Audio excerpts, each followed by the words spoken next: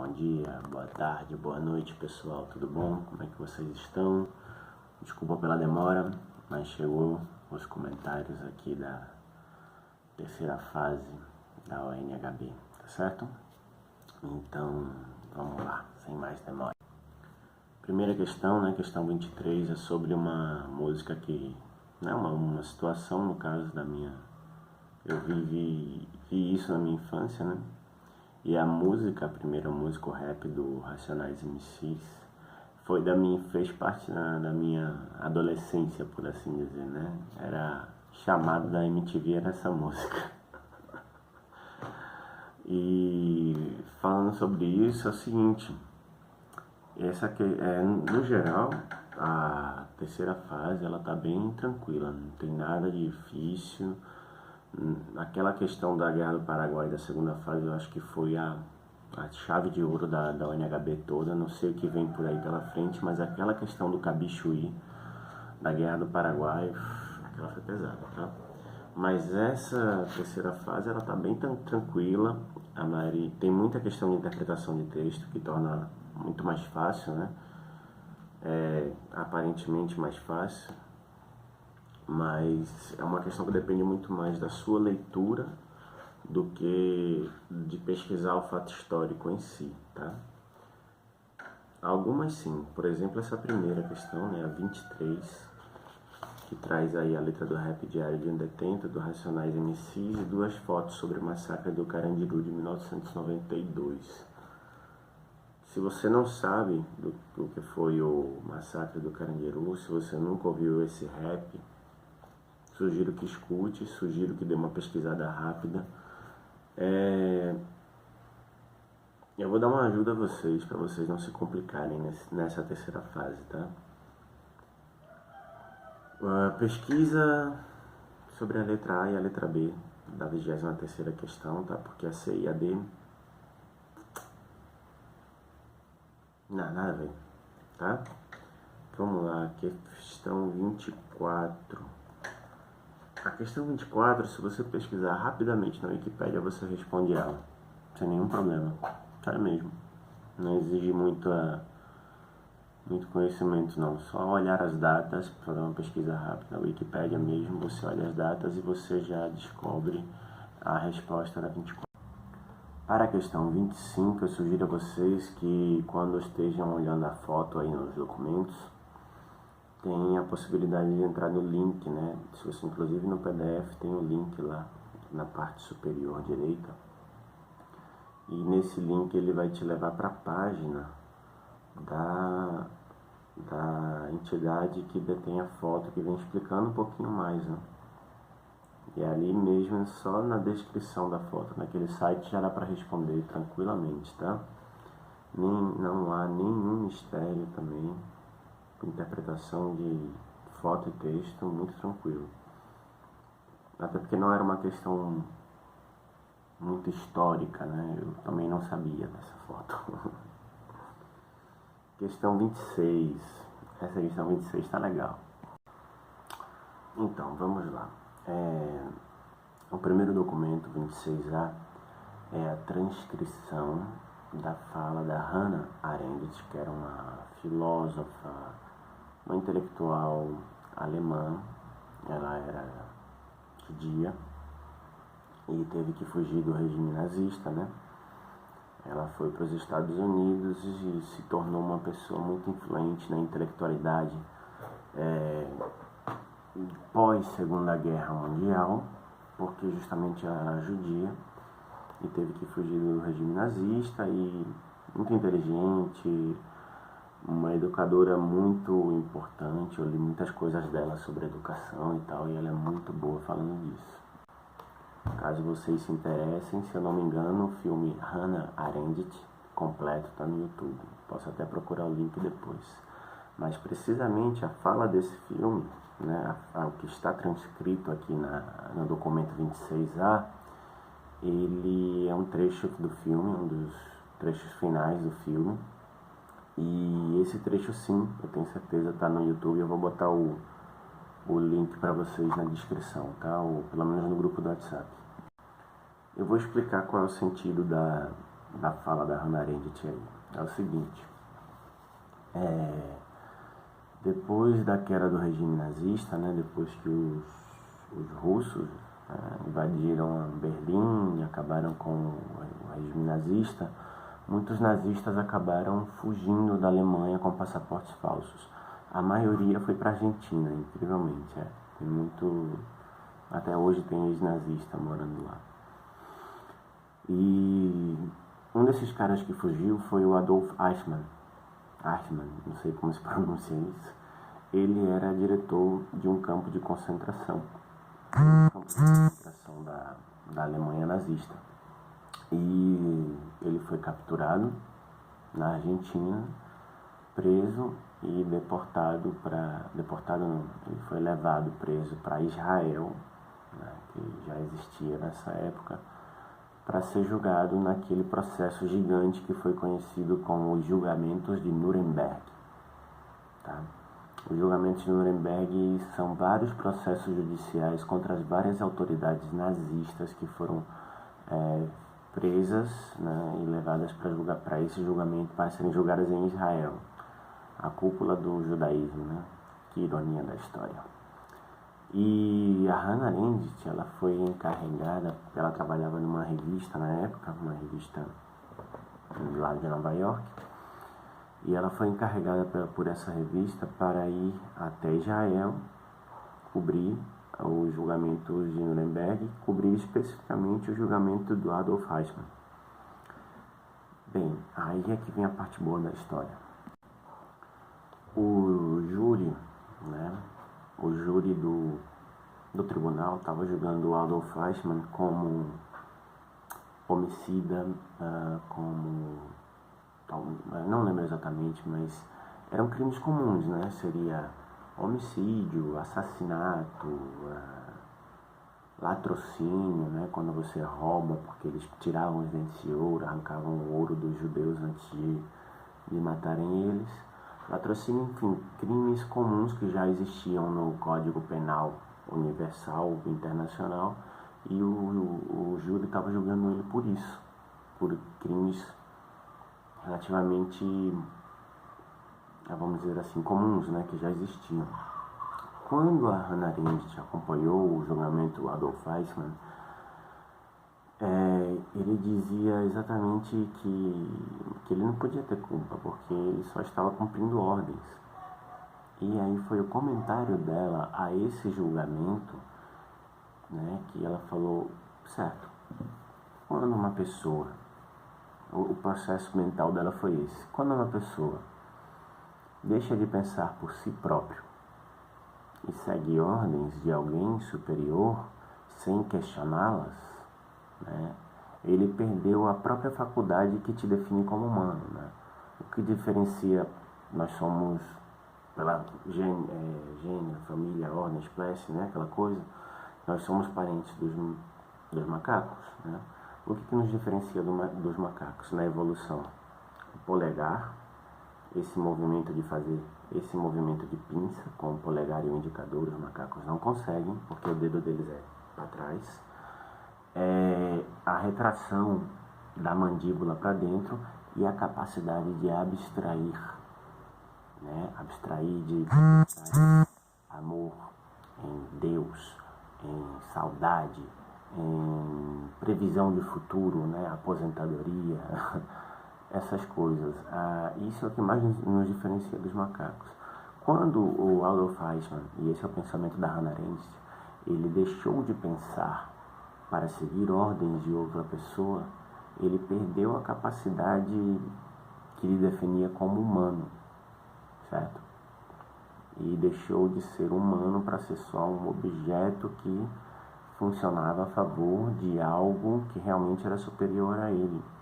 Nesse momento, ela foi quem definiu o conceito de crimes contra a humanidade, que depois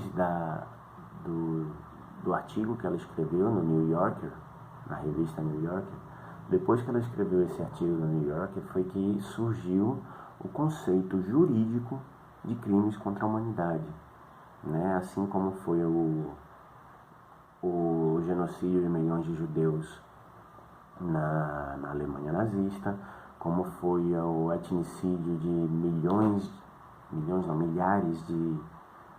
o caso de Ruanda, né, em que uma etnia acabou matando a várias pessoas de outra etnia. Isso foi, tem até um filme, até o Ruanda, que é muito bom, né? Isso foi um crime contra a humanidade, né? Os próprios gulags soviéticos também foram considerados crimes contra a humanidade. Há alguns bombardeios, né, de países contra populações em outros lugares do globo já chegaram a ser considerados crimes contra a humanidade. Então foi ela quem inaugurou esse conceito jurídico. Quer dizer, ela deu a deixa para que aparecesse o conceito jurídico de crimes contra a humanidade a partir desse julgamento. Porque o Adolf Eichmann, ele estava seguindo ordens sem pensar, sem ser humano, né? Essa é a questão central desse texto. E aí quando você vai para o documento 26b, né, que é um trecho do panfleto Protocolos e Rituais da Ação Integralista Brasileira, que eram os fascistas brasileiros, né, na época do Getúlio, você pega esse artigo 146 que fala do ato de juramento de um novo integralista para entrar no movimento integralista, né? E eu acho que a parte que mais se identifica justamente com a fala da Hannah Arendt no filme é justamente quando entra aqui na primeira coluna entre comilhas, juro por Deus e pela minha honra trabalhar pela ação integralista brasileira, executando sem discutir as ordens do chefe nacional e dos meus superiores. Fecha aspas. Juro por Deus e pela minha honra trabalhar pela ação integralista brasileira, executando sem discutir as ordens do chefe nacional e dos meus superiores. E é exatamente o que a Hannah Arendt estava criticando na fala do filme e que deu origem ao conceito jurídico de crimes contra a humanidade. Então, fica aí a deixa, tá? Eu vou dar uma dica para vocês. A letra C tá errada. Digo logo, tá? Porque os próprios integralistas eram contrários à ideia de totalitarismo. Bem, eles não chegaram ao poder para poder comprovar. Chegaram brevemente, mas não conseguiram exercer o poder integralmente, apesar de serem integralistas, para comprovar a tese de que eles não eram totalitários. Eu duvido muito, mas como a história não... A gente, como diria um professor meu, a gente não pode trabalhar com futuríveis passados, né? Ficar pensando, e se? Então a gente tem que trabalhar com o que a gente tem. Eles não chegaram ao poder e não deram a entender que foram totalitaristas. Então a letra C, eu digo logo que está errada, tá bom? A questão 27, né, que tem a foto e o texto, muito fácil, tranquilo, né? Prestem mais atenção no texto, tá? Se vocês lerem o texto com muita atenção, vocês conseguem responder essa questão sem nenhum problema. É muito tranquilo, de verdade, é só prestar atenção no texto, tá? Sobre a questão 28, prestem atenção nas imagens, né? Tentem esquecer a história por trás de Palmares, a história por trás desses quadrinhos, e presta atenção exatamente o que as imagens querem falar, tá? As imagens em si. Não tente pesquisar, não precisa, né? Ir atrás de quem é o autor, não. Presta atenção nas imagens, o que elas querem falar. Vocês conseguem falar sobre língua banto? Vocês conseguem falar sobre zumbi e gangazumba nessas imagens? Vocês conseguem ver as marcas deixadas pela violência dos processos da escravidão? Fala sobre a presença holandesa em Pernambuco? Preste atenção nas imagens, tá? É fácil também, é muito tranquilo. Questão 29, muito tranquilo também, interpretação de texto. Basta ler com atenção o texto que vocês conseguem responder essas alternativas sem nenhum problema, tá? Muito tranquilo mesmo. É só ler com atenção, tá? Com muita atenção. Questão 30 também é a interpretação de texto. Prestem mais atenção. Qual é a mensagem global que o Sakamoto quer passar nesse texto? Talvez tentem ler o texto, entendê-lo e depois responder as perguntas sem ficar procurando detalhes no texto, tá? É meu segredo. Também é muito tranquila essa questão, é interpretação de texto, tranquilaça. Questão 31 são dois textos que falam sobre a mesma coisa, né? O processo de secularização, ou seja, o processo de secularização dos cemitérios de Belém do Pará no século XIX, ou seja, quando a administração dos cemitérios saiu do âmbito da igreja e passou a ser do âmbito do governo. Isso é secular, né? Quando pertence ao século, né? Que pertence ao mundo terreno e não ao mundo espiritual da igreja. Então, quando se fala em secular, é isso.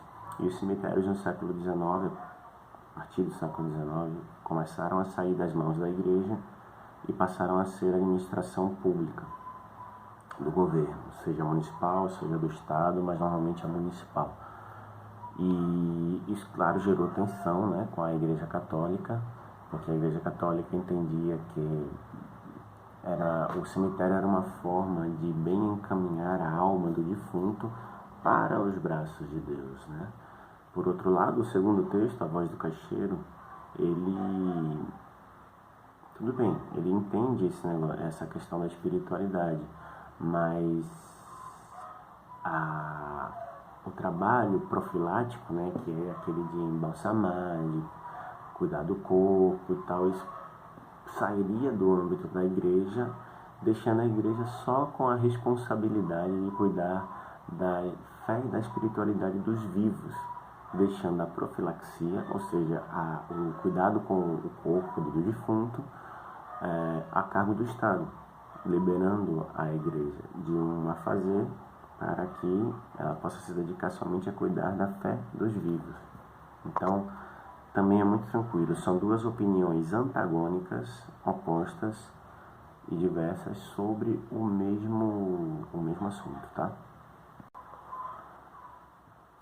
Questão 32, sobre uma palestra do Daniel Munduruku. Esse cara é muito bom. Ele é muito bom, ele tem livros maravilhosos. É o seguinte, quando vocês lerem essa palestra, igual que na questão 30, não se centrem em detalhes. Leiam a palestra inteira, leiam com atenção, não se prendam em detalhes e procurem entender a ideia central que o Daniel Munduruku quer passar, tá? Qual a mensagem central que ele quer passar? Não procure detalhezinhos, qual é o objeto da palestra dele, qual é o sentido da palestra dele. Quando vocês entenderem isso, vocês vão conseguir responder essa questão, que também a interpretação de texto também é muito tranquilo, tá? Não tem nenhum problema. Sobre a questão 33, também é muito tranquilo. Eu recomendo a vocês que deem uma pequena pesquisada no site oficial da Rosana Paulino, que é a artista responsável por essa instalação. E tem um outro site que se chama África seria, né? Ou em Africânia. E lá tem muita informação.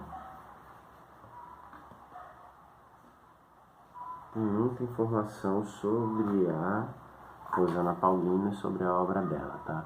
O site é esse, africa.com. E lá vocês vão conseguir informação para conseguir responder essa questão, tá? Que também não é difícil, é por interpretação de texto. Como esse vídeo já está muito grande, eu vou parar ele por aqui e vou gravar um específico para a tarefa, orientando vocês a fazer a tarefa, que também não é difícil, só vai tomar tempo, mas eu vou dar uma dica simples, muito simples, de matemática, que vai ajudar vocês a resolver a tarefa inteira e vai ajudar muito para todas as provas de matemática daqui para frente, tá? Até já!